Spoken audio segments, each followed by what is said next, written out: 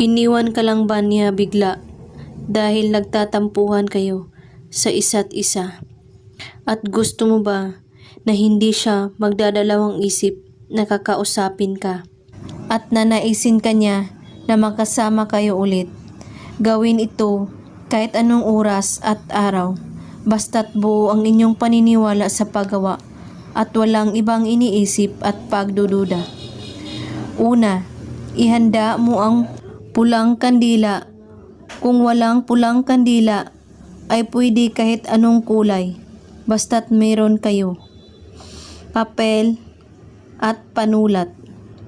Isulat mo sa papel ang pangalan mo at sa baba ang pangalan niya at ang kanyang kapanganakan. At pagkatapos, sindihan mo ang kandila at patakan mo ng kandila ang inyong dalawang pangalan at siguraduhin mo na matatakpan ang buo ninyong pangalan. At pagkatapos, itirik mo ang kandila at antayin mo itong maubos. At pagkatapos, itupi mo ang papel at dalhin mo ito kahit saan kayo magpunta.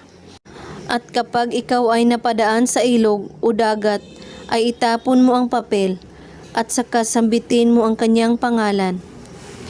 Pangalan niya, akin ang taong ito, handa akong mamahalin ko siya, at nanaisin ko siyang mapapas sa akin, ibigay siya sa akin.